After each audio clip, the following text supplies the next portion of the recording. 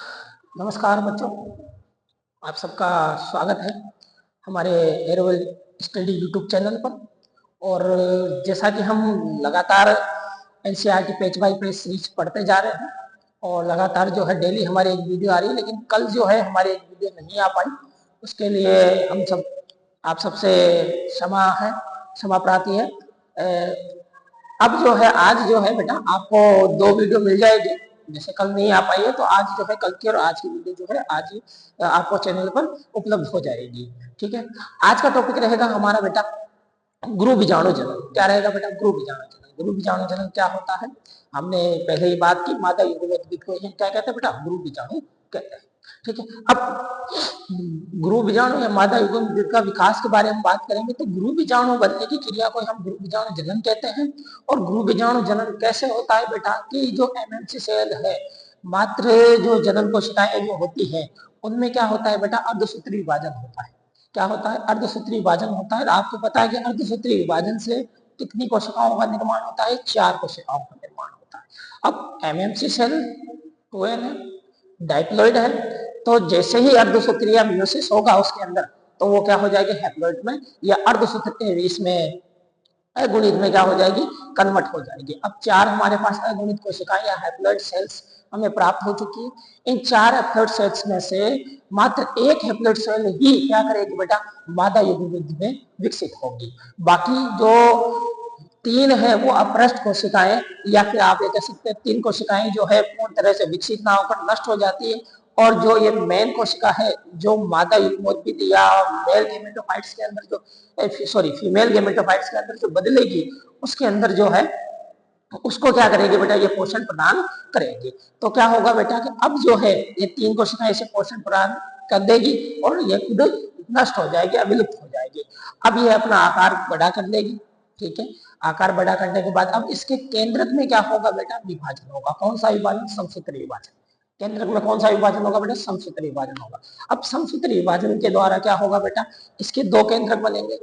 ठीक है, एक केंद्रक से 2 केंद्रक बने और दोनों ही केंद्रक जो है वो विपरीत ध्रुवों की ओर जाने लगेंगे। एक तो वो निभा के सिरे की ओर जाने लगेगा, एक बीजांड द्वारी सिरे की ओर जाने लगेगा। अब दोनों ही विपरीत सिरे की ओर चले गए, एक निभा की तरफ एक बीजांड द्वार की तरफ। तो क्या होगा बेटा कि अब ऊपर जाने के बाद, विपरीत सिरे पर जाने के बाद, सिरों पर जाने पर या ध्रुवों पर जाने के बाद जो है ये क्या करते हैं बेटा कि 2-2 बार क्या करते हैं बेटा? समसूत्री विभाजन करते हैं। एक बार समसूत्री विभाजन करके 2 केंद्रक बनाएंगे, फिर उन दोनों केंद्रक से एक एक बार और क्या होगा बेटा? समसूत्री विभाजन होगा। इस प्रकार से जो है 4 कोशिका या 4 केंद्रक ऊपर बन जाएंगे और 4 केंद्रक ही नीचे बन जाएंगे। 2-2 बार क्या होगा बेटा इसके अंदर? समसूत्री विभाजन। अब 4 केंद्रक ऊपर है और 4 केंद्रक नीचे है, यानी एक तो निभा के सिरे की तरफ है 4 तो, और 4 जो है वह है बीजांड द्वारे सिरे की तरफ है। इनमें से एक एक जो है, क्या कह रहा हूं बेटा? इन चारों में से, दोनों तरफ के चारों में से, दोनों ध्रुवों के चारों केंद्रकों में से एक एक केंद्रक जो है वो कहाँ आ जाएगा बेटा? मध्य में आ जाएगा। मध्य में आने के बाद जो है चारों तरफ से अपना जीव ध्रुव या कोशिका ध्रुव जो है वो इकट्ठा कर लेगा। ऊपर के 3 केंद्रक भी अपने चारों तरफ जो है कोशिका ध्रुव इकट्ठा कर लेंगे, नीचे के केंद्रक भी चारों तरफ जो है कोशिका ध्रुव इकट्ठा कर लेंगे और विशेष प्रकार की कोशिका का निर्माण करेंगे। जो निभा के सिरे की तरफ जो आपको 3 केंद्रक और कोशिका ध्रुव इकट्ठा करके जो कोशिका बनी उन्हें हम कहेंगे प्रतिमुखी कोशिका। और केंद्रक में जो बनी है कोशिका उसे हम कहेंगे द्विध्रुवी कोशिका। इसमें 2 केंद्रक होते हैं। कितने केंद्रक होते हैं बेटा? 2 केंद्रक होते हैं। और बीजांड द्वार सिरे की ओर बनेगी जो कोशिकाएं वो क्या कहलाएगी? अंड समुच्चय कोशिकाएं कहलाएगी। इस प्रकार से हमारा कंप्लीट जो है भ्रूणकोश बन जाएगा। तो आप इस क्रिया को आप ये भी कह सकते हो भ्रूणकोश का विकास कह सकते हो। ठीक है, या फिर जो है आप मादा युग्मोद्भिद का विकास भी कह सकते हो, या फिर गुरु बीजाणु जनन का विकास भी कह सकते हो। तो 3 नाम आपको बता दिए। तीनों नाम आपको याद रखने। तीनों नाम में से बोर्ड के अंदर कोई सा भी नाम आपसे पूछा जा सकता है। तो हम आज पढ़ने वाले हैं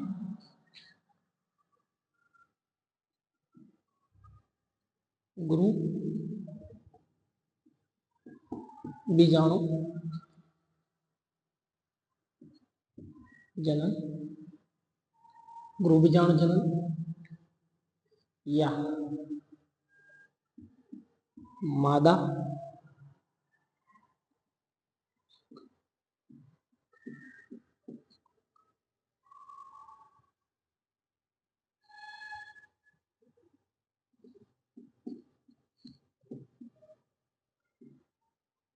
विद का विकास,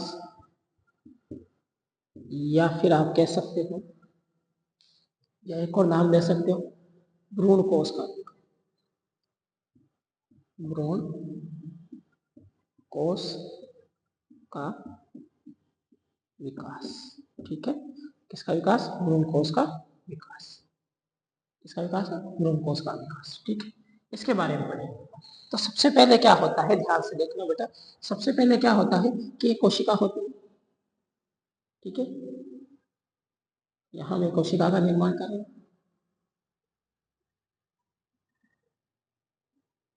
इस प्रकार से एक बीजाणु कोशिकाएं होती है, द्विगुणित कोशिका है ये। ठीक है, ये बीजाणु कोशिका द्विगुणित कोशिका है। इस कोशिका को कहते हैं मातृ जनन कोशिका, जनन कोशिका। और क्या होती है ये? 2 ठीक है, डाइप्लॉइड होती है। ठीक है, अब इसमें क्या होगा बेटा? मियोसिस होगा, मियोसिस होगा, अर्धसूत्री विभाजन होगा, और अर्धसूत्री विभाजन के फलस्वरूप जो है 4 कोशिकाएं, 1 2 3 4। ठीक है, कितनी कोशिकाएं बनेंगी? 4 कोशिकाएं। इसे थोड़ा अलग मार्कर से दर्शा देता हूं। ठीक है, अब देखो बेटा, ये 3 कोशिकाएं आकार में छोटी भी होती है, और इनमें जनन द्रव्य भी क्या होता है बेटा? कम होता है। और एक कोशिका क्या होती है? आकार में बड़ी होती है, और जनन द्रव्य भी क्या होता है? ज्यादा होता है। तो क्या होता है बेटा, ये 3 कोशिकाएं जो है वो है क्या? मादा युग्मद्रव्य में नहीं बदल पाती है, तो ये क्या हो जाती है बेटा? नष्ट हो जाती है। नष्ट होने के बाद क्या हो जाती है बेटा? अपभ्रष्ट कोशिका में क्या हो जाती है? बदल जाती है। किसमें बदल जाती है बेटा? अपभ्रष्ट कोशिका में बदल जाती है, और इसे पोषण दे देती है। यहाँ मैं बना देता हूँ, ये लीजिए, ये नष्ट हो गई। इन कोशिकाओं को हम कहते हैं अपभ्रष्ट कोशिका। क्या कहेंगे बेटा? अपभ्रष्ट कोशिका।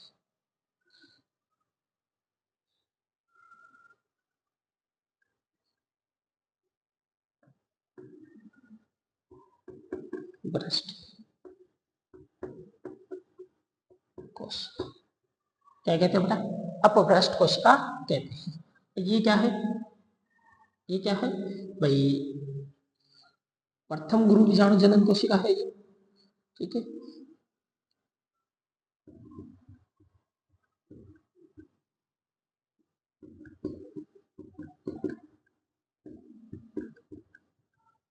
कोशिका। ठीक है, इस कोशिका के केंद्रक में क्या होता है बेटा? समसूत्री विभाजन होता है। माइटोसिस विभाजन होता है, समसूत्री विभाजन।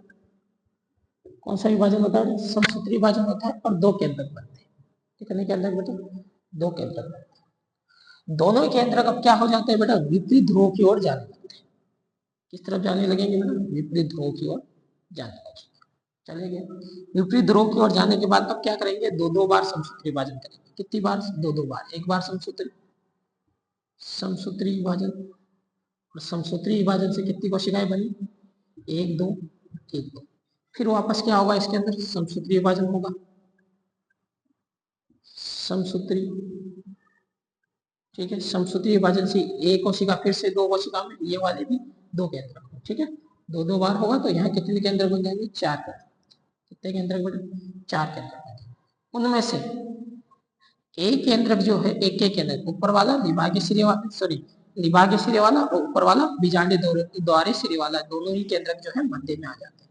इस प्रकार से 2 3 ऊपर रह गए, 3 नीचे रह गए, और एक एक केंद्र क्या आ गया? मध्य में। अब क्या कर लेगा बेटा? ये है जीव द्रव्य अपने चारों तरफ कोशिका द्रव्य जो है वो इकट्ठा कर लेगा। क्या कर लेगा? कोशिका द्रव्य इकट्ठा कर लेगा, और एक विशेष प्रकार की कोशिका का निर्माण करेगा। ठीक है, यहाँ इन केंद्रकों ने अपना जीव द्रव्य इकट्ठा किया। ठीक है, इन केंद्रकों ने अपना जीव द्रव्य इकट्ठा कर लिया। ठीक है, और इन केंद्रकों ने अपना जीव द्रव्य। ठीक है, ये अब ये तो ये किस सिरे की तोड़ है? बीजांड द्वारे से। ठीक है, ठीक है, हमने जो डायग्राम बनाया था गुरु बीजाणु थाने का, ठीक है, तो हमने इस तरीके से सीधा बनाया था, लेकिन क्या होता है बेटा, वो उल्टा लटका हुआ होता है। तो बीजांड द्वार सिरा जो है ऊपर की ओर होता है और निभाज्य सिरा है वो नीचे की ओर होता है। ठीक है, तो हम यहाँ इसको भ्रूणकोश को क्या करेंगे बेटा, सीधा ही बनाएंगे। ठीक है, तो यह क्या कहलाएगा, अंड समुच्चय। अंड समुच्चय। और ये क्या है, प्रतिमुखी कोशिका। प्रतिमुखी कोश। ये क्या कहलाएगा बेटा, द्विध्रुवीय कोशिका। द्विध्रुवीय या द्विकेंद्रिकीय कोशिका भी कह सकते हो आप इसे। ठीक है, इस प्रकार से कंप्लीट क्या बन जाएगा बेटा, भ्रूणकोश। भ्रूणकोश बन जाएगा। इस प्रकार से जो है भ्रूणकोश का निर्माण हो जाता है। तो एक बार वापस देखना, मात्र जनन कोशिका जो है उसमें अर्धसूत्री विभाजन होगा। अर्धसूत्री विभाजन के फलस्वरूप जो है इनमें क्या बनेगी बेटा, इनमें 4 कोशिकाएं बनेगी, जिसमें से 3 कोशिकाएं जो आकार में छोटी होती है और जनन द्रव्य भी कम होता है, वो अपभ्रष्ट कोशिकाओं में परिवर्तित हो जाती है, और एक कोशिका आकार में बड़ी हो जाती है। ये इससे पोषण प्राप्त करके आगे जाकर विभाजन करती है। कौन सा विभाजन करती है बेटा, समसूत्री विभाजन करती है। समसूत्री के फलस्वरूप जो है 2 केंद्रक होगा। अब विभाजन इनकी कोशिका में नहीं होगा, इसमें होगा बेटा केंद्रकों में होगा। तो केंद्रक से 2 केंद्रक बने। अब इस केंद्रक, दोनों केंद्रक विपरीत ध्रुव की ओर चले जाएंगे। एक बीजांड द्वार सिरे की ओर चला जाएगा, एक विभाज्य सिरे की ओर चला जाएगा। फिर इसके बाद जो है ये भी क्या करेंगे, समसूत्री विभाजन करेंगे। तो 2 1 से 2 बनी, यहाँ 1 से 2 बनी। फिर वापस समसूत्री विभाजन होगा, 2 से कितनी बन गई, 4। यहाँ भी क्या बन गई, 2 से 4। इस प्रकार से 4 कोशिकाओं का निर्माण हो गया। जो केंद्रक है उसमें तो, ये जो कोशिका है इसमें टोटल केंद्र कितने हो गए, 8 केंद्रक हो गए। 8 केंद्रक वाला क्या बन गया हमारा, परिपक्व भ्रूणकोश बना है। अभी कंप्लीट भ्रूणकोश नहीं बना है बेटा। ठीक है, तो इसमें अब क्या होगा बेटा, एक एक केंद्रक जो है वो कहाँ आ जाएगा, मध्य में आ जाएगा। जैसे ये एक एक केंद्रक मध्य में आता है तो निभाज्य सिरे की ओर भी कितने केंद्रक रह जाएंगे, 3। और बीजांड द्वार सिरे की ओर भी कितने रह जाएंगे, 3 रह जाएंगे। अब इनमें से क्या करेंगे बेटा, ये सारे केंद्रक जो है वो अपने ऊपर जो है कोशिका द्रव्य इकट्ठा करके और कोशिका में कन्वर्ट हो जाएंगे। तो इस प्रकार से जो है हमारा केंद्रक बना, वो क्या केंद्रक बना, वो हमें 7 कोशिकीय और 8 केंद्रकीय ये भ्रूणकोश प्राप्त हुआ। इसे हम कहेंगे, एक बार याद रखना बेटा, इसे हम कहेंगे पोलीगोनम। क्या कहेंगे बेटा, पोलीगोनम। पिछले वाली वीडियो में मैंने थोड़ा सा हिंदी में गलत लिखा था, पोलीगोनम लिखाया था। वो पोलीगोनम नहीं है बेटा, याद रखना वो क्या है बेटा, पोलीगोनम है। तो उसको एक बार है ना सही कर लेना बेटा, सारे के सारे क्या है, ये पोलीगोनम ब्रोंकोस है, ये याद रखना है। ठीक है, पोलीगोनम ब्रोंकोस कैसा होता है और बीच पाद में कौन सा ब्रोंकोस होता है, पोलीगोनम ब्रोंकोस होता है, ये याद रखना है। ठीक है, तो इसके डायग्राम का स्क्रीनशॉट ले लो आप सारे के सारे। आई होप कि इसके बारे में आप समझ चुके होंगे पूरा का पूरा। अब इसके नोट्स तैयार कर लेते हैं अपन। ठीक है, चलो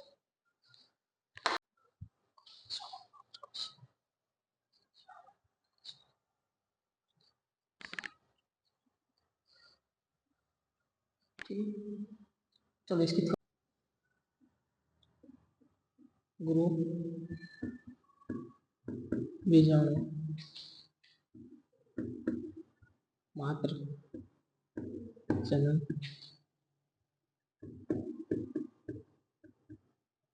कोशिका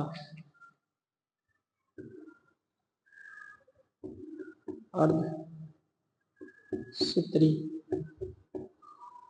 विभाजन, गुरु बीजाणु मात्र जनन कोशिका अर्ध सूत्री विभाजन कर 4 गणित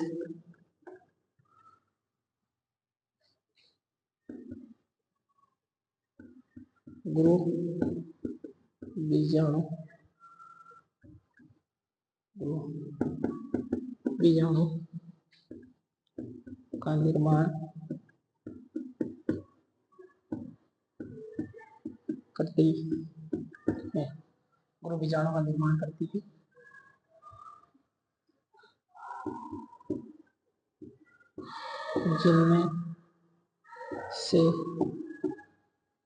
जिनमें से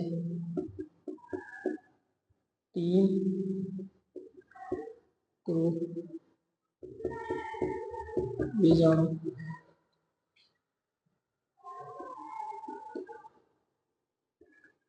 कोशिका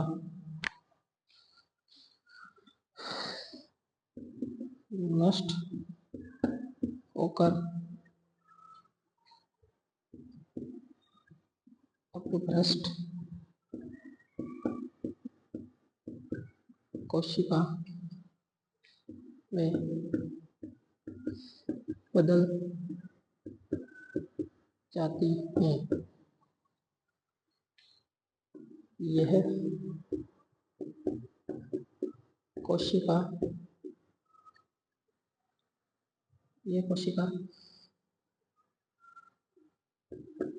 शेष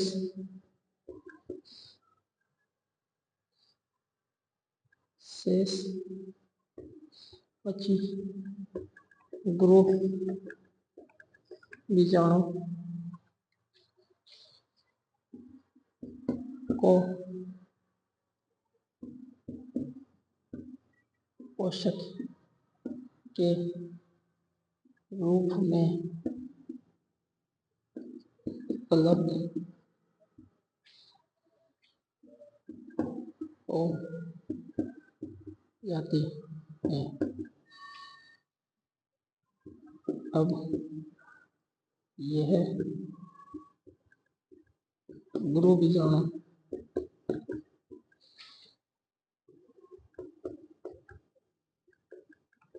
कोशिका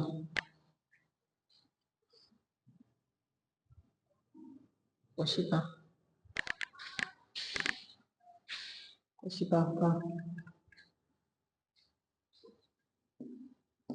केंद्रक समसूत्री विभाजन कर दो केंद्रक का निर्माण करता है।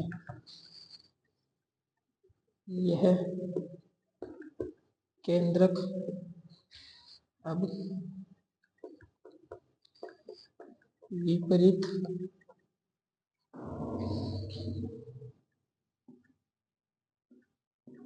ध्रुवों पर चले जाते हैं। एक केंद्रक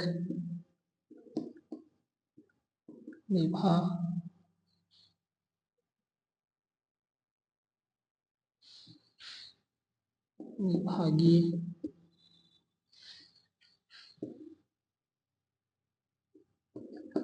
सिरे की ओर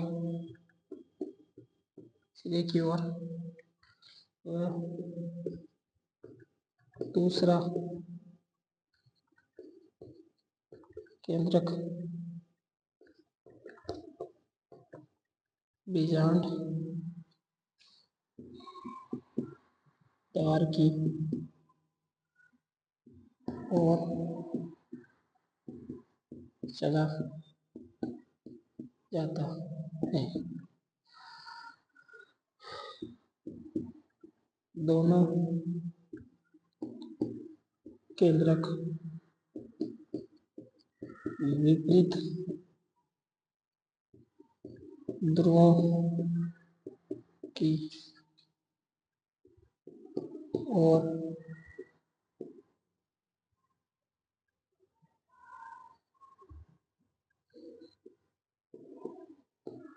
जाने के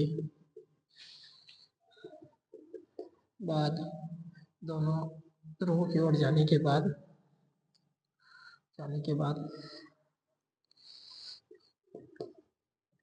दो बार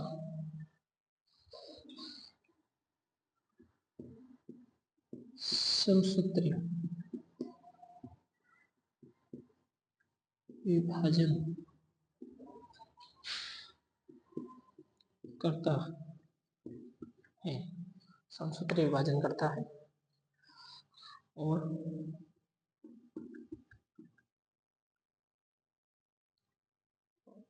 और 8 केंद्रक बना लेता है।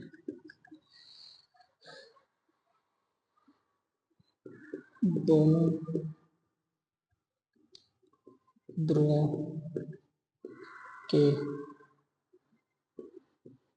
केंद्रकों में से एक एक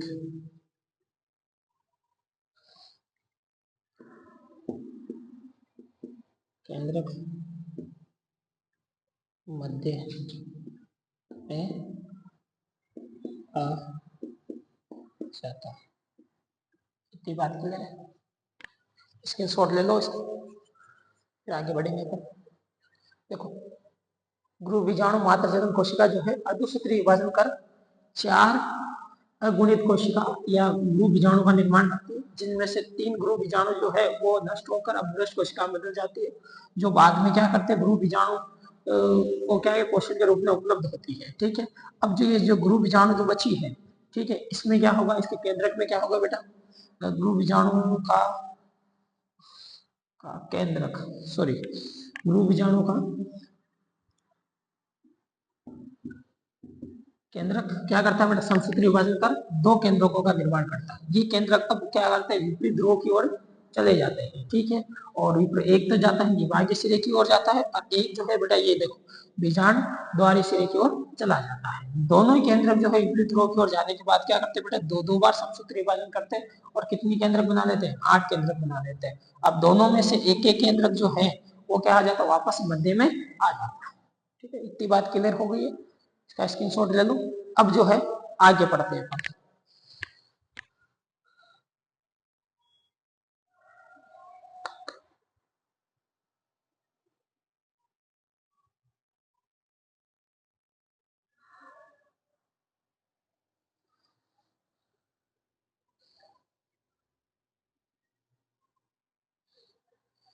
इसके शॉट ले लो बेटा।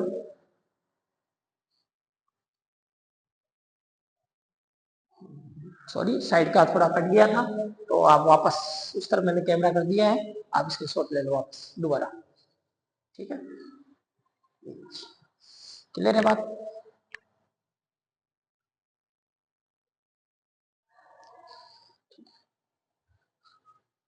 इसको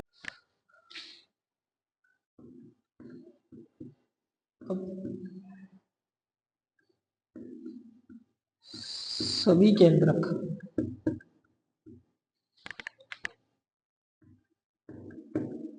अपने चारों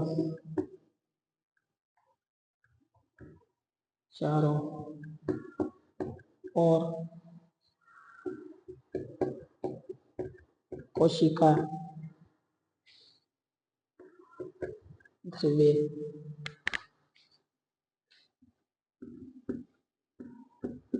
इकट्ठा कर कोशिका ध्रुवे इकट्ठा कर विशेष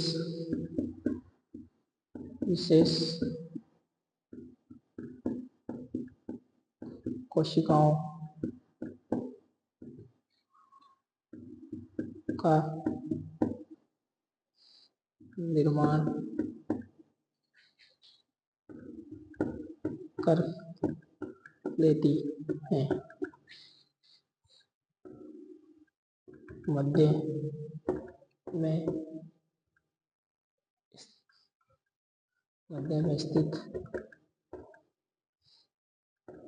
स्थित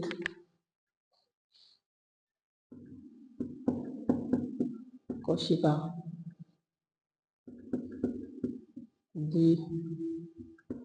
द्विध्रुवीय कोशिका कहलाती हैं, और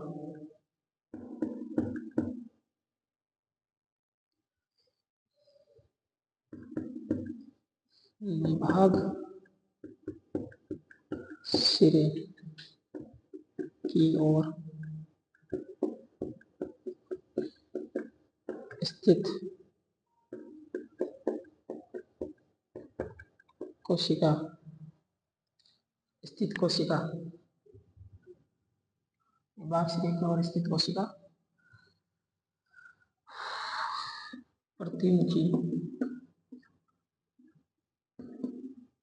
मुखी कोशिका व बीजांड द्वार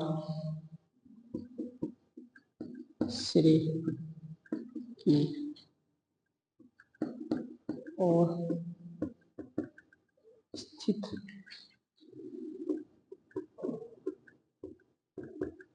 कोशिका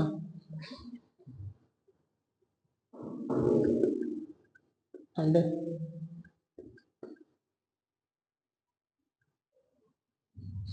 समुच्चय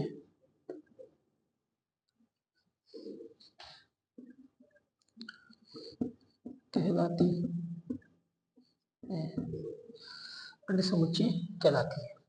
क्लियर? इस प्रकार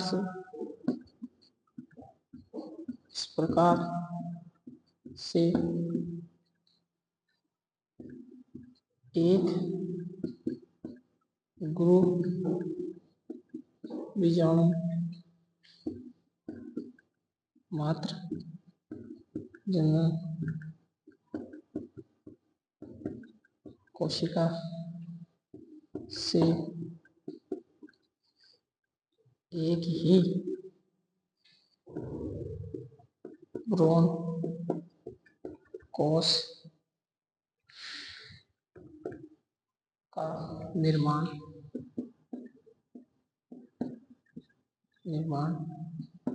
होता है। एक ही भ्रूण कोश का बेटा निर्माण होता है। ठीक है, स्क्रीनशॉट ले लो इस बात चीज का।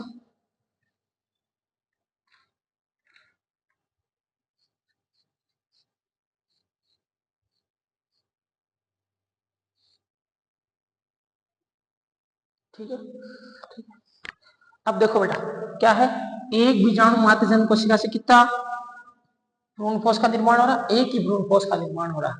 ठीक है, तो इस प्रक्रिया को